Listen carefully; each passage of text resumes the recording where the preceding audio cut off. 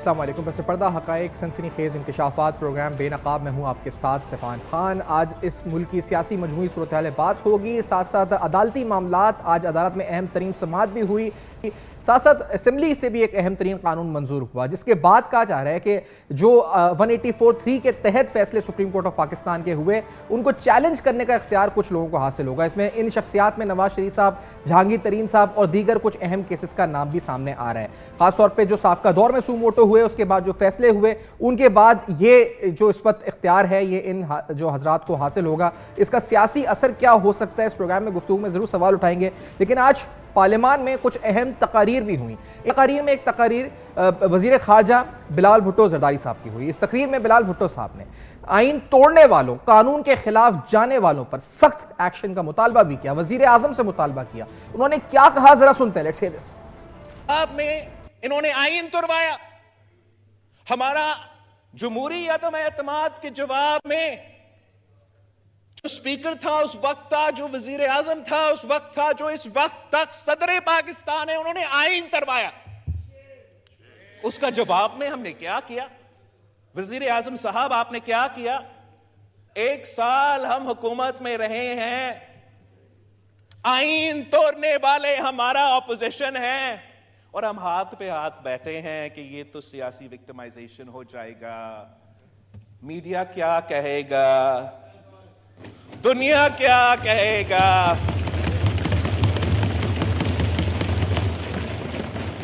वजीर आजम साहब, अगर आइन तोड़ा गया तो आपको केस फाइल करना चाहिए।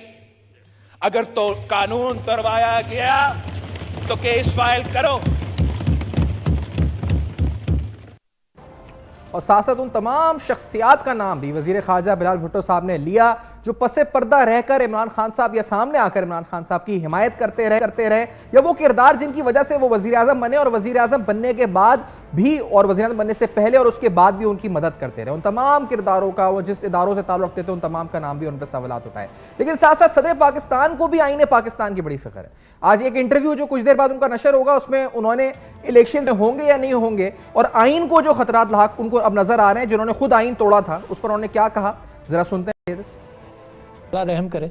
मैं दुआ करता हूँ कि जजेस जो हैं वो आपस में इश्तराक पैदा करें। बेइंतहा ज़रूरी बात कह रहा हूँ आपसे, आपस में इश्तराक पैदा करें। उनके इंटरनल जो कैफियत मंजर आम पर आती हैं तो उनके फ़ैसलों के ऊपर फिर वो कंसेंसस नज़र नहीं आता। जब कंसेंसस नज़र नहीं आता तो अवाम उससे उन्हीं फ़ैसलों पर लड़ती है फिर, है ना। तो उनको कंसेंसस आना चाहिए। आइन इज़ अंडर थ्रेट।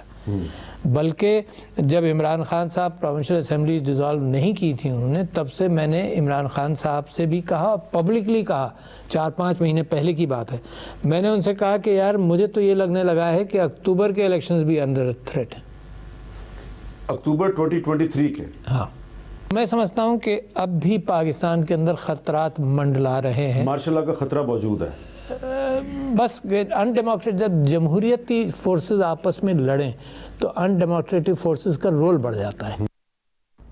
तो एक तरफ बिलावल भुट्टो साहब कह रहे हैं कि जिन्होंने आइन तोड़ा, जो आइन के खिलाफ गए, कोर्ट का फैसला आया, उनके खिलाफ हमने कोई एक्शन नहीं किया 1 साल की हुकूमत के दौरान, जो कि सही बात है और मुतालबा करें वजह से एक्शन होना चाहिए। दूसरी तरफ उसमें सदर पाकिस्तान भी शामिल है कि उन्होंने उसके बाद असेंबलियां तोड़ी। वही सदर पाकिस्तान ये कह रहे हैं कि आइन को उनको खतरा नजर आता है, कि आइन खतरे में है। उनको ये भी नजर आता है कि इलेक्शंस अक्टूबर में भी हो या ना हो, इमरान खान साहब को कह चुके हैं कि इस पर भी उनको खदशात नजर आते हैं। नॉन डेमोक्रेटिक फोर्सेस का खतरा उनको नजर आता है। इस पूरी सूरत हाल पर और जो इस इस्लाहती बिल के बाद मंजरनामा क्या सियासी तब्दील हो सकता है, इस पर गुफ्तगू करते हैं। जनाब साले जाफर साहब, सीनियर सहाफ़ी इस्लामाबाद स्टूडियो में साथ मौजूद हैं। हमारे साथ नासिर मूसाज़ई साहब, रुकन कौमी असम्बली हैं, आपका ताल्लुक जमीयत उलमा इस्लाम से, हमें ज्वाइन करें। नासिर साहब, बहुत शुक्रिया, आपने प्रोग्राम में ज्वाइन किया। नासिर साहब, आप भी क्या मुतालबा करेंगे बिलावल भुट्टो साहब के साथ आवाज़ मिला के कि एहतसाब या कम अज़ कम सवाल पूछना चाहिए जिन्होंने आइन तोड़ा उनका? शुक्रिया। बिल्कुल, आज जो बिलावल साहब ने पार्लियामेंट में जो एक कड़वा सच वो बोल दिया है, ये हमारी तारीख का हिस्सा है जिसने उसने डिटेल से डिस्कस की है। और बिल्कुल ये मौजूदा हुक्मरानों की कमज़ोरी रही है कि जिस तरीके से आइन को तोड़ा गया है, जिस तरीके से इमरान खान ने स्टेट की जो चैलेंज किया हुआ है, जिस तरीके से लाहौर शहर में उसने नो गो एरिया बनाया है, माइट इज़ राइट की पॉलिसी पे वो अमल पेरा है, रूल ऑफ लॉ की उसने कंसेप्ट ख़त्म किए हैं, रिट ऑफ द स्टेट वो कब से चैलेंज कर रहे हैं। लेकिन बदकिस्मती से हुक्मरान ऐसे डरे हुए हैं, ऐसे सहमे हुए हैं कि मैं समझ रहा हूँ कि वो इमरान खान नहीं जैसे गब्बर सिंह है, पता नहीं कि क्यों लोग उनसे वो उनकी काम पे टांग रही है कि वो उन पर हाथ ही नहीं डाल रही। जहाँ तक जो हमारी कानून का है, उसूल है, इंसाफ का जो तकाजा है, वो सब बराबर होने चाहिए। तो इमरान खान पे ना हुक्मरान हाथ डाल रहे हैं, कानून के स्कंजे में ला रहे हैं, और ना ही जज साहिबान उनको उस तरीके से डील कर रहे हैं जिस तरीके से पाकिस्तान के एक आम शहरी को डील किया जा रहा है। तो ये आज बिलावल भुट्टो जरदारी ने भी इन खदशात का इजहार किया है, और ये हमारा भी मुतालिबा है, और हम भी देख रहे हैं कि इस मुल्क में दो पाकिस्तान है, एक नहीं दो पाकिस्तान है। जो ताकतवर और कमज़ोर है उनके, जो ताकतवर है और जो अमीर है उनके लिए एक पाकिस्तान है, एक कानून है, एक रूल ऑफ लॉ है, और जो गरीब है, जो कमज़ोर है, उनके लिए दूसरा है। तो मेरे ख्याल में बिलावल साहब ने बहुत अच्छी और कम अज़ कम 22 करोड़ अवाम की दिल की आवाज़ कह दी, और हुक्मरानों को ललकारा के आए, और जो भी इस मुल्क में वायलेशन करे, कानून तोड़े, उन पर हाथ डालना चाहिए और कानून के सामने उनको सरनुगू कर देना चाहिए। सही। और आपने कहा कि गब्बर सिंह इमरान खान को बना लिया, साले जाफर साहब किसने बना लिया? ये मौजूदा हुकूमत की कमजोरी है, ये कोई इन पे प्रेशर था जो कुछ नहीं कर सके? आज बिलावल साहब ने मुतालबा किया है, अब कुछ होगा? या जो जिन्होंने आइन तोड़ा था और सदर पाकिस्तान कह रहे हैं आइन खतरे में उनको नजर आता है, उनके खिलाफ भी कोई कार्रवाई होगी, या अभी भी हुकूमत जो है इस पर हिचकिचाहट का शिकार रहेगी? साले जाफर साहब, गुजारिश यह है जी कि इस हुकूमत को अब बिल्कुल ताख़ीर नहीं करनी चाहिए। सदर पाकिस्तान के ख़िलाफ़ रेफरेंस फ़ाइल करना चाहिए, जुडिशरी के पास जाना चाहिए कि इस शख्स ने मुल्क का आइन तोड़ा है और इसके ख़िलाफ़ कार्रवाई की जाए।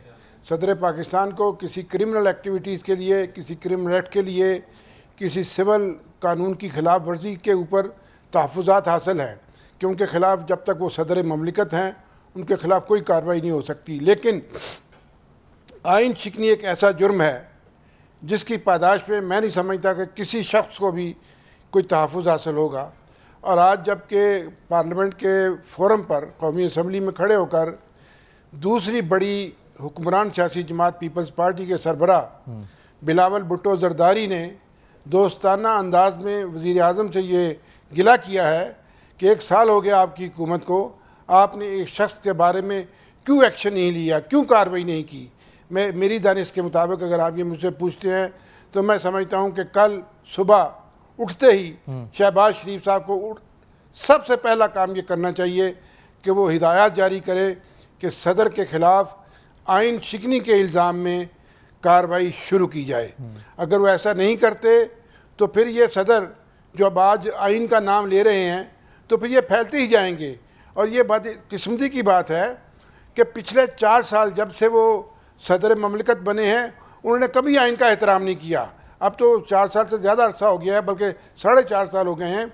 उनके दौर में जब तहरीक इंसाफ की हुकूमत थी तो दिन रात आइन की खिलाफ वर्जियाँ होती थीं, आइन के बरखिलाफ़ इक़दाम होते थे, लेकिन उन्हें कभी उस दौर में आइन याद नहीं आया। अब आपको याद होगा कि ये तहरीक इंसाफ के दौर में ऑर्डिनेंस जारी होते थे दर्जनों के हिसाब से। एक तरफ सेनेट का इजलास चल रहा होता था लेकिन ऑर्डिनेंस जारी हो रहे होते थे, कोई किसी की बात पुछ नहीं करता। हालांकि आज ज़रूर कानून जब कौमी असम्बली का इजलास हो रहा हो, जब सेनेट का इजलास हो रहा हो तो कोई ऑर्डिनेंस जारी नहीं हो सकता।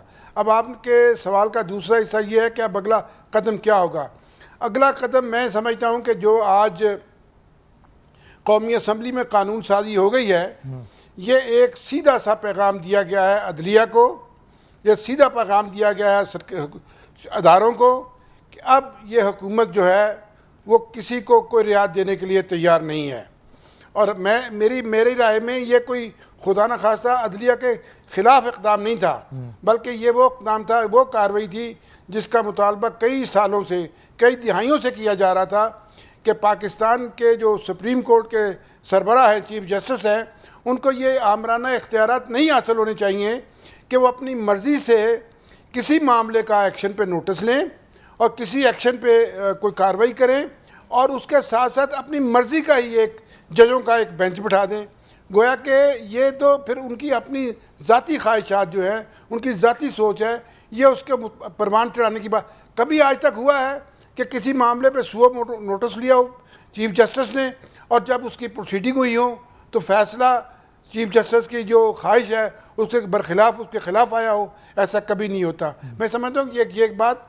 और दूसरी बात जो आज के कानून की एक बहुत ही मैं समझता हूँ रोशन पहलू है, वो ये है कि माजी में और आइंदा भी जब भी कोई सुओ मोटो एक्शन होगा तो उसके खिलाफ अपील की जा सकेगी। ठीक है, उसके खिलाफ वो जा सकेंगे कोर्ट में अपील के लिए। जी, मैं इसका मैं अर्ज करता हूँ, एक मिनट।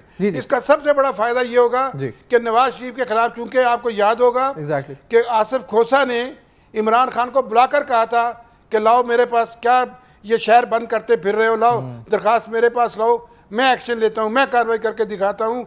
तो आपको याद होगा कि ये सुओ मोटो एक्शन हुआ था, जिसके बाद नवाज शरीफ साहब की नाअहलियत हुई थी। उनको तो हक मिल आज जाएगा। ये सुओ मोटो के खिलाफ ये अपील का हक देकर नवाज शरीफ को दोबारा अहल करार देने का रास्ता मैं समझता हूँ हमवार हो गया है। सही है, मैं ये पूछूंगा आपसे कि आगे की अब सियासी क़यादत उनकी क्या फैसला करेगी, क्योंकि अभी मरियम नवाज साहब ने भी हिंट दिया है कि उनकी वापसी होगी पाकिस्तान। लेकिन ये नासिर साहब आप बताएं कि अब अगर फैसला हो गया कि फ्रंट फुट पर आना है, और ये आपको लगता है हो गया फैसला या अभी भी होने में कोई हिचकिचाहट है आपकी नजर में? सारे साथ तो कह रहे हैं कि अब हो गया है, और बल्कि ये तो कह रहे हैं सुबह तक भी इंतजार, सुबह तक करें और आइन शिकनी का काम शुरू कर दें।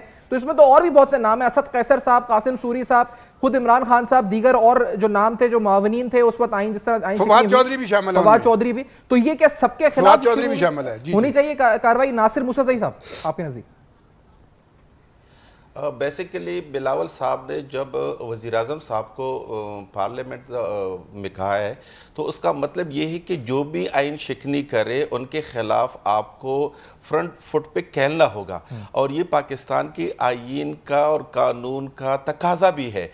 ये इस तरह नहीं हो सकता है कि इस मुल्क के चंद लोग वायलेशन करके कंप्रोमाइज़ उन पे किया जाए, और कुछ लोग अगर उसने एक जुर्म किया भी नहीं उनको उन पर हाथ डाल दिया जाए। तो मेरे ख्याल में आज जो बिलावल साहब कह रहे हैं जो भी हो, और ये एक अच्छा इकदाम है कि जिस तरीके से हमारे मिलिट्री इस्टेब्लिशमेंट ने खुद को सियासत से दूर रखा है, और हमें चाहिए कि एक अभी जो हमारे मुल्क में जो अगर उसकी तारीख पर नज़र डाली जाए तो हमारे मुल्क में सिर्फ आर्मी या मिलिट्री डिक्टेटर नहीं आए हैं, बल्कि अदलिया के डिक्टेटर भी आए। जिस तरीके से अदलिया ने यूसुफ रज़ा गिलानी को घर भेजा है, जिस तरीके से नवाज शरीफ के खिलाफ पनामा केस से अकामा पे आके घर भेज दिया गया है, तो ये भी एक डिक्टेटरशिप है और ये भी आईन और कानून की वायलेशन है। जिस तरीके से रिसेंटली जज साहिबान ने आईन को तरमीम की है, मेरे ख्याल में मैं तो यही समझता हूं कि सिर्फ अगर जज हो, अगर इस मुल्क में मुशर्रफ साहब अल्लाह उनको जन्नत नसीब करे, अगर उनके खिलाफ आर्टिकल 6 लग सकता है तो क्यों ना वो तमाम जज साहिबान या तमाम वो सुदूर या जो भी हो जो कानून को थोड़े आइन शिकनी करे, उन पे भी आर्टिकल 6 लगना चाहिए।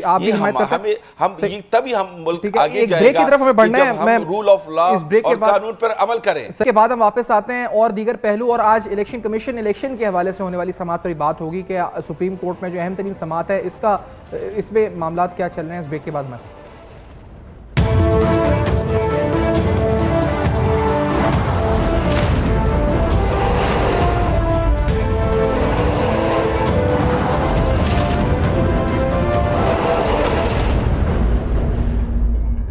Welcome back. आप देख रहे हैं बेनकाब, और आज बेनकाब में तफसीलन अहम तरीन सवालात। तरमीम बिल के बाद कानूनी और सियासी मंजरनामा क्या होगा? इमरान शफीक साहब माहिर कानून है, उनसे जानते हैं। इमरान शफीक साहब, ये जो राइट ऑफ अपील हासिल हो जाएगा 184(3) के तजाएं हुई या जो फैसले हुए उन लोगों को, इससे आपको सियासी असरात और कानूनी क्या नुक्ता नज़र लगता है? आपका नुक्ता नज़र क्या है कि क्या लोग अपील कर सकेंगे और कौन कौन कर सकेगा, और क्या इससे फ़वाइद हासिल हो सकेंगे उन लोगों को जिन्हें सजाएं हुई थी?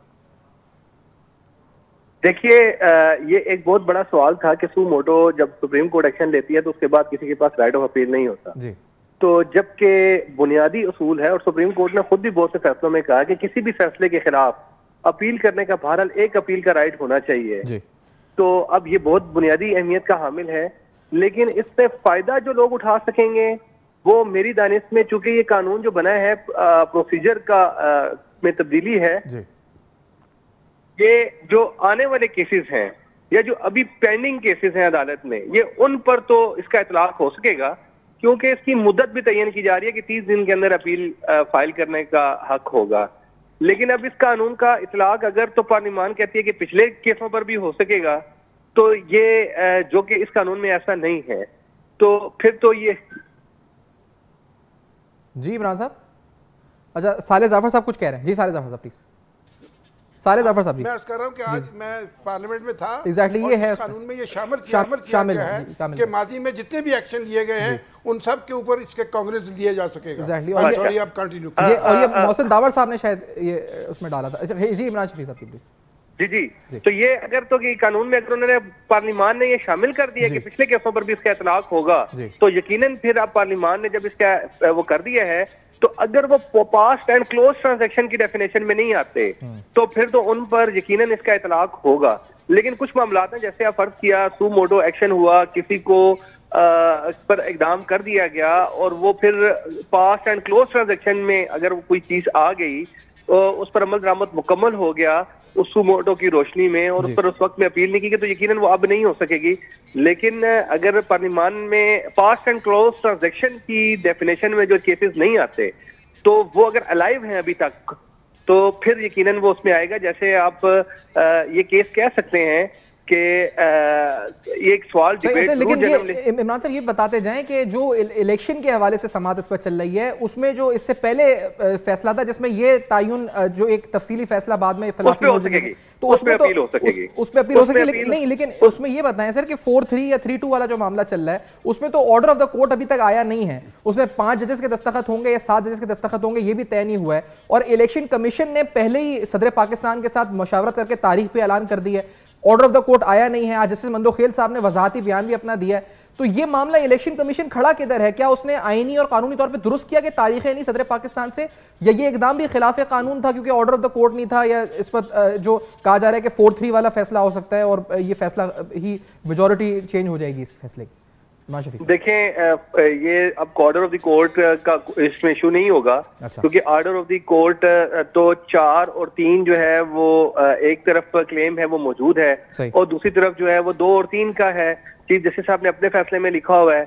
बहरहाल अक्सरियत ही की बुनियाद पर फैसले हुआ करते हैं, लेकिन अब वो जो अब सिचुएशन पैदा होगी उसमें ये कहते हैं हम 5-3 और 4-3 की बहस में पड़ते ही नहीं है। हमारे सामने एक नया सवाल आ गया क्योंकि इलेक्शन कमीशन ने डेट दे दी थी। अब एक बहस ये है कि इलेक्शन कमीशन ने डेट जो दी थी वो किस तनाजुर में दी थी। अगर इलेक्शन कमीशन ने डेट जो दी है और इलेक्शन कमीशन ने जो केस है वो ये है कि सदर ने तारीख इलेक्शन कमीशन ने सुप्रीम कोर्ट के फैसले की रोशनी में अगर इकदाम किया था, फिर तो वो जब फैसला ही 4-3 का हो गया कलदम अगर उसको तस्वर कर लिया जाए तो फिर उसकी बुनियाद बाकी नहीं रह जाती। लेकिन अगर ये तस्वर किया जाए कि नहीं, जो कि चीफ जस्टिस साहब अभी कहना चाह रहे हैं और बार बार इस बात पर फोकस किया जा रहा है कि असल में तो हम अब नई सवाल पर बहस कर रहे हैं, पुरानी बात को छोड़ दें कि नया सवाल ये है कि सदर ने अगर तारीख दे दी है तो उस सदर की तारीख को कोई तब्दील इलेक्शन कमीशन तब्दील करने का इख्तियार रखता है कि नहीं रखता। तो मेरी नजर में ये सवाल बिल्कुल गलत इसलिए है। मैं इस सवाल पर अब ये चूंकि सुप्रीम कोर्ट में पेंडिंग मामला है, लेकिन तो बतौर कानूनदान हमारी इस पर मेरी राय ये है जो मैं समझता हूँ कि ये सवाल जो सुप्रीम कोर्ट की तरफ से उठाया गया ये थोड़ा सा गलत सवाल इस अंदाज में है कि देखें, इलेक्शन कमीशन की तारीख जो सदर पाकिस्तान तारीख देता है वो इलेक्शन कमीशन की कंसल्टेशन के साथ देता है। सही। और इलेक्शन कमीशन की कंसल्टेशन जो है के साथ अगर कोई काम हुआ है और बाद के आने वाले हालात में अगर इलेक्शन कमीशन ये समझता है कि नहीं ये तारीख नहीं हो सकती, इस तारीख पर नहीं किया जा सकता, तो बहरहाल वो कोई किसी जोशी की तयशुदा तारीख नहीं होती है, उसमें तरमीम हो सकती है। अच्छा, ये अलग बात है कि तरमीम किसके मशवरे के साथ। इस फैसले का जो सियासी सारे जाफर साहब, ये जो 184(3) के तहत अपील का इख्तियार होगा, आपने भी जिक्र भी किया था नवाज शरीफ साहब का, तो नवाज शरीफ साहब के वतन वापस आने की राह में अब जो रुकावटें थी वो दूर हुई हैं? क्या आपको सारे जाफर साहब लगता है क़यादत अब फैसला करेगी, वो आएंगे वापस और ये अपील पे होंगे मामलात और फिर जो लेवल प्लेइंग फील्ड की मरीम नवाज साहब बात कर रही है, क्या ये उस तरफ एक कदम है सारे जाफर साहब? देखिए जी, मैं नवाज शरीफ साहब की वापसी के बारे में मेरी कुछ ज़ाती मालूमात भी हैं। अच्छा। वो तो मैं फ़िलहाल शेयर आपसे नहीं कर सकता, लेकिन मैं ये अर्ज़ करना चाहता हूँ कि नवाज शरीफ साहब की वापसी के लिए राह हमवार हो रही है, और वो कब आएंगे ये उनका फ़ैसला है। लेकिन इतना मैं बता सकता हूँ कि आप ये नोट कर लीजिएगा कि जब इस मुल्क में वाक़तन इलेक्शन होने वाले होंगे, उससे ठीक 2 या 2.5 महीने पहले वो पाकिस्तान में मौजूद होंगे। इससे पहले यहाँ आकर वो ये जो इस वक्त सूरत हाल चल रही है, इसके शायद वो हिस्सेदार नहीं बनना चाहेंगे, क्योंकि उनके जो लोग हैं वो सही तरीके से इन मामलात को डील कर रहे हैं। तो मेरी, चूँकि एक तो उनका ट्रीटमेंट का भी थोड़ा सा इशू है, वो उसको भी चाहते हैं कि किस तरीके से मुकम्मल हो जाए। ये अभी इमरान शफीक साहब से आपने जो गुफ्तगू पहले की, मैं उसमें थोड़ा सा कंट्रीब्यूट करना चाहता हूँ। वो ये है कि इलेक्शन कमीशन ऑफ पाकिस्तान ने जो 3-2 का जो फैसला था, चूँकि उस वक्त तक 4-2 का फैसला नहीं आया था, तो इस बिना पर वैलिड वही था, प्रवेल वही कर रहा था। और चूँकि चीफ जस्टिस साहब जिद कर रहे थे कि यही फैसला है, तो लिहाजा इलेक्शन कमीशन ने किसी बदमज़गी से बचने के लिए उसको फॉलो किया और उसके मुताबिक एक्शन लिया। लेकिन 4-3 का ऑर्डर आने के बाद मैं समझता हूँ कि वो उस पहले फैसले की रूह से, या पहले जिसे फैसला कहा गया है उसकी रूह से जितने भी इक़दाम हुए हैं वो सब साख़त हो गए हैं, सब नल एंड वाइड हो गए हैं। और उसमें सदर साहब की दी हुई तारीख है, उसकी भी वही हैसियत है जो कि इलेक्शन कमीशन के दूसरे इक़दाम की थी। अब आता हूँ मैं आपके इस सवाल की तरफ कि ये जो नवाज शरीफ साहब की वापसी के लिए आपने जिक्र किया है, ये अभी ये जो नवाज शरीफ साहब का जो केस है, ये पास्ट एंड क्लोज ट्रांजैक्शन में नहीं आएगा, इसलिए कि उनकी अभी अपीलें चल रही हैं। ठीक है जी, एक तरफ अपीलें चल रही हैं और दूसरा उनका डिस्क्वालिफिकेशन का जो केस था वो था ही सुओ मोटो का।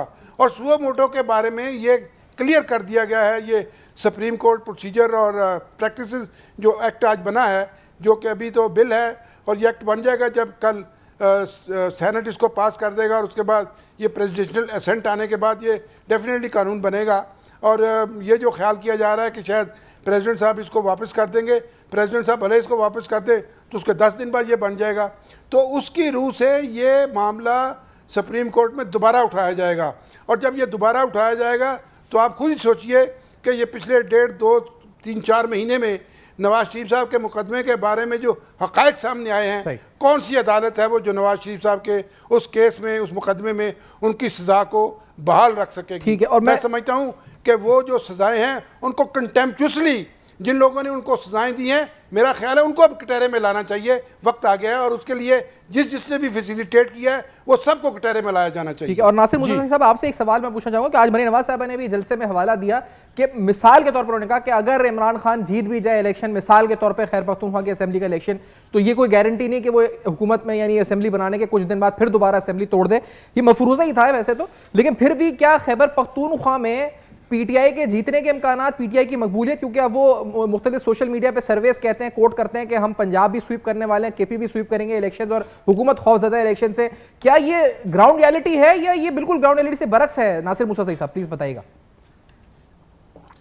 नहीं, मरीम नवाज साहिबा ने जो आज जलसे में कहा है उसका मतलब उनका ये है कि ये क्या गारंटी है कि अगर इमरान खान इलेक्शन जीत जाए और हुकूमत बना ले और कल दोबारा वो रात को ख्वाब देख के और कल दोबारा वो असेंबलियाँ तोड़ दे, तो वो इस वजह से कह रहे कि वो यू टर्न और अनप्रेडिक्टेबल लीडर है। उनके दिल में जो आए वो बगैर पार्टी की लीडरशिप से मशवरे के बगैर वो काम करते हैं।